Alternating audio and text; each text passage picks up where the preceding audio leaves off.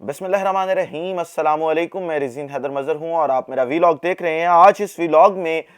جو supreme court of Pakistan نے انتخابات کے حوالے سے از خود نوٹس تھا، اس میں جو فیصلہ دیا ہے اس کے چیدہ چیدہ نکات آپ کے سامنے رکھنے ہیں اور آپ کو بتانا ہے کہ کس طریقے سے سپریم کورٹ آف پاکستان نے آج جو گورنر ہیں کے کے اور پنجاب کے، ان دونوں پر آرٹیکل 6 جو ہے اس کی تلوار لٹکا دی ہے، اور اپنے جو انہوں نے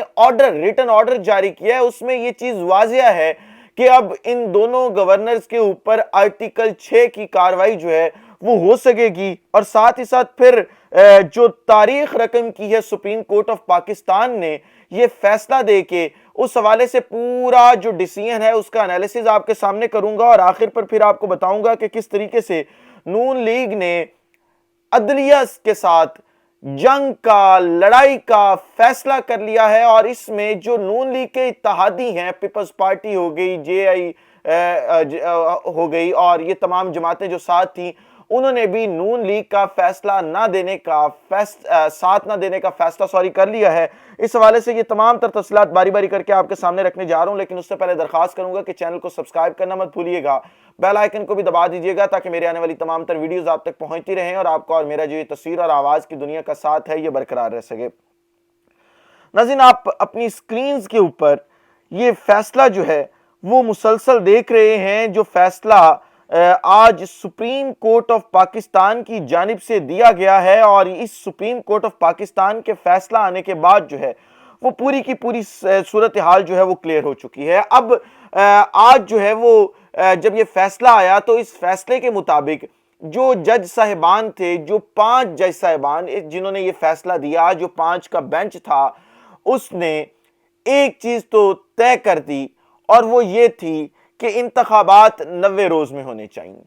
اگر انتخابات 90 روز میں نہیں ہوتے تو اس کا مطلب یہ ہے کہ یہ آئین شکنی ہے، یہ آئین توڑنے کے مترادف ہے، بلکہ آئین توڑنے کے مترادف نہیں، یہ آئین توڑنا ہی ہے۔ لہٰذا جو آئین توڑے گا اس کے اوپر آرٹیکل 6 تو لگے گا ہی لگے گا۔ اب معاملہ جو پھنسا ہوا ہے، جس کے بنیاد بنا کر اس ملک کا وزیر قانون، جو ایک جماعت کا پہلے دن سے نمائندہ رہا ہے، ان کے ہاتھوں سے استعمال ہوتا رہا ہے، جس کا نام اعظم نذیر تارڑ ہے، اس نے پوری جماعت کا بیانیہ بنانے کی کوشش کی، اور وہ یہ چیز ہے کہ اس میں سے جو 2 ججز نے اختلاف کیا ہے، جن کا ایک ڈائسنٹ ڈیسیژن تھا، انہوں نے کس بنیاد پر ڈیسنٹ کیا ہے، اختلاف کس بنیاد پہ کیا، اور جن 2 ججز کو وہ شامل کرنے کی کوشش کر رہے ہیں، آیا وہ شامل ہوتے ہیں اس فیصلے میں یا نہیں؟ تو اس کے حوالے سے آج فواد چودھری صاحب نے جو گفتگو کی ہے سپریم کورٹ آف پاکستان کے باہر، انہوں نے یہ کہا کہ اعظم نذیر تارڑ اور اٹارنی جنرل آف پاکستان جو ہیں، ان دونوں کو میرا مشورہ ہے کہ یہ دوبارہ کسی لاء کالج میں داخلہ لیں، تاکہ ان کو پتا چلے کہ جو فیصلہ کاؤنٹ ہوتا ہے وہ at the end of the day جس پینل نے، جو ججز کا پینل ہوتا ہے، جو بینچ ہوتا ہے، جس نے فیصلہ دیا ہوتا ہے، ان میں اکثریت دیکھی جاتی ہے۔ یہ نہیں دیکھا جاتا کہ بینچ کتنی مرتبہ ٹوٹا، کتنی مرتبہ بنا، اور جو بینچ ٹوٹا اس میں جو ممبران تھے انہوں نے کیا ڈیسیژن دیا تھا، کس وجہ سے بینچ ٹوٹا تھا۔ یہ چیزیں کاؤنٹ نہیں کی جاتی ہیں۔ اگر یہ چیزیں کاؤنٹ کی جاتی ہیں تو پھر سب سے پہلے لاہور ہائی کورٹ کے اس فیصلے پر آتے ہیں جس میں مریم نواز کو پاسپورٹ واپس کیا گیا تھا، اور جس طریقے سے بینچ بار بار بنا، بینچ بار بار ٹوٹا، اور جس طریقے سے ڈیسیژن آیا، تو پھر اس کا تو مطلب واضح تھا کہ مریم نواز کو پاسپورٹ واپس نہیں کرنا چاہیے تھا۔ یہ جو 3-4 مہینے عیاشی مار کے آئی ہیں باہر، یورپ کی، لنڈن کی، اور پتہ نہیں کہاں کہاں پھرتی رہی ہیں۔ لنڈن میں ان جگہوں کے نام بھی لینا پسند نہیں کرتا اس ویڈیو کے اندر، جہاں جہاں یہ چکر لگاتی رہی ہیں اپنے ابا جی کے ساتھ۔ پھر وہ پاسپورٹ دینا بھی غلط تھا۔ اس فیصلے سے اس چیز کو ہم شروع کرتے ہیں نا۔ لہٰذا جو قانون کے طالب علم کے طور پہ اگر میں چیز آپ کے سامنے رکھوں تو وہ یہ ہے کہ اگر آج فیصلہ ہوا ہے اور 5 رکنی بینچ نے فیصلہ دیا ہے، اور اس 5 رکنی بینچ میں سے ڈیسائیڈ ہوگا کہ کتنے لوگوں نے اس کے حق میں فیصلہ دیا، کتنوں نے اختلاف کیا اس پہ، تو آج ایک چیز واضح تھی ان 5 ججز کی، اور وہ یہ تھی کہ جو 90 روز سے التوا ہے الیکشن کا، وہ غلط ہے۔ اب جو دو ججز نے ڈائسنٹ کیا ہے اس ڈیسیژن کے ساتھ یا پورے تفصیلی فیصلے کے ساتھ، ان کی بنیاد یہ تھی کہ کیونکہ معاملہ نیچے عدالتوں میں چل رہا ہے اور بڑی جگہوں پہ معاملہ چل رہا ہے، لہٰذا ابھی اس فیصلے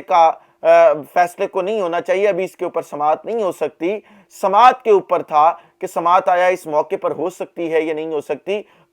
باقی پانچوں ججز کا یہ فیصلہ سیم تھا کہ جی اگر انتخابات کو ڈیلے کروایا جائے گا تو وہ آئین شکنی کے زمرے میں آئے گا۔ اب جی اس کے ساتھ ساتھ جو ہے وہ جب یہ کہہ دیا گیا کہ آئین شکنی ہوگی تو یہ بھی کہا گیا اس فیصلے کے اندر کہ جی دیکھیں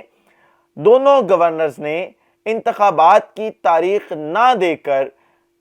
آئین شکنی کی ہے، اور آئین شکنی کی سزا آپ کو پتہ ہے کہ کیا ہے، کہ آرٹیکل 6 لگتا ہے، اور آرٹیکل 6 جب لگتا ہے تو انسان عبرت کا نشان بن جاتا ہے۔ مطلب یہ ہوا کہ سپریم کورٹ آف پاکستان نے آج آرٹیکل 6 لگانے کا بھی کلیئر انڈیکیٹر دے دیا ہے کہ اب ہم آخری موقع دے رہے ہیں۔ اگر انتخابات کی تاریخ نہیں دیتے دونوں گورنر، کیونکہ پنجاب والا معاملہ تو صدر عارف علوی کے پاس چلا گیا ہے، اگر کے پی کے کا گورنر نہیں دیتا تاریخ تو وہ معاملہ بھی صدر عارف علوی کے پاس چلا جائے گا، کیونکہ فی الحال وقتی طور پر اسے کالعدم قرار دے دیا گیا کے پی کے حوالے سے۔ اور اگر صدر عارف علوی کے پاس کے پی کے کا معاملہ بھی جاتا ہے تو پھر گورنر کے پی کے اوپر بھی آرٹیکل 6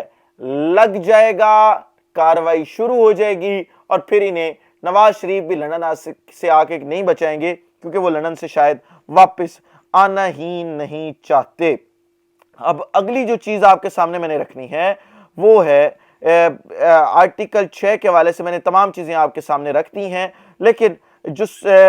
پاکستان تحریک انصاف کی جانب سے اس وقت بیانیہ بنانے کی کوشش کی جا رہی ہے، اور یہ کہا جا رہا ہے کہ اب آگے کا لاہے عمل کیا ہوگا، تو لاہے عمل آگے کا جو ہے وہ کلیئر ہے بالکل۔ اور اس وقت انتخابات سے بھاگتے ہوئے صرف ایک ہی جماعت دکھائی دے رہی ہے، اور وہ نون لیگ ہے، کیونکہ آج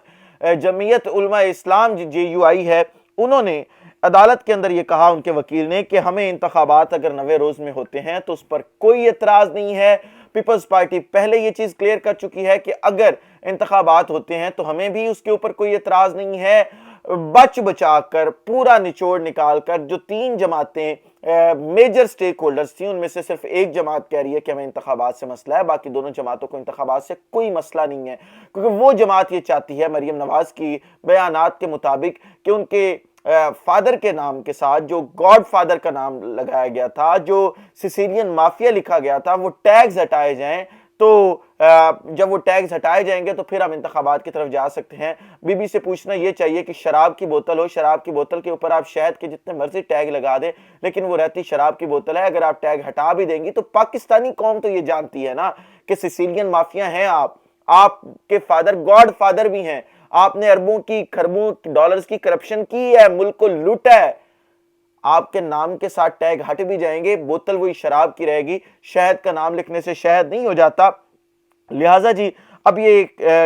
ڈیٹیل فیصلہ آ گیا ہے، اور اگر کوئی یہ سمجھتا ہے کہ اس کے اوپر عمل درآمد نہیں ہوگا، اور اگر وفاقی حکومت یہ سمجھتی ہے کہ وہ اس کے اوپر عمل درآمد جو ہے وہ روک لیں گے، اس کے اوپر کوئی چیز وہ قدغن لگا دیں گے یا کچھ کر دیں گے، کیونکہ اس کے اوپر جو ہے وہ اپیل میں تو جا نہیں سکتا، کیونکہ از خود نوٹس جو ہوتا ہے اس کی اپیل نہیں ہوتی۔ ہاں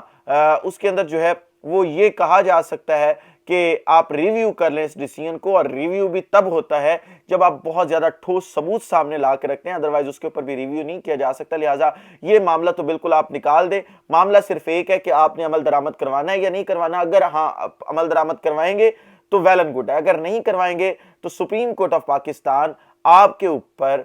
توہین عدالت لگائے گی، جس طریقے سے ایک سابق وزیر اعظم یوسف رضا گیلانی پر لگائی گئی تھی اور انہیں گھر بھیج دیا گیا تھا۔ اور اگر آپ کے اوپر یہ توہین عدالت لگے گی تو پھر آپ دیکھ لیں کہ آپ کو گھر جانا پڑے گا، اور وفاق میں بھی آپ انتخابات میں آٹومیٹکلی چلے جائیں گے۔ مطلب اس ڈیسیژن کا یہ ہوا کہ آج سپریم کورٹ آف پاکستان نے شاید جھرلو پھیر دیا ہے، اور نون لیگ کا کباڑا کر دیا ہے، جو رئیس اسحاق تھی وہ بھی اڑا کے رکھ دی ہے، اور اب نون لیگ کی وفاق میں بھی پوزیشن بہت زیادہ کمزور ہو چکی ہے۔ اس حوالے سے مزید جو تفصیلات آتی ہیں وہ آپ کے ساتھ شیئر کروں گا۔ اگلے ویلاگ میں دوبارہ ملاقات ہوتی ہے۔ اپنا خیال رکھیں، اپنے کے لوگوں کا خیال رکھیں، وطن عزیز پاکستان کا خیال رکھیں۔ اس وطن عزیز پاکستان کو اور آپ تمام لوگوں کا اللہ حامی و ناصر ہو۔ پاکستان زندہ باد۔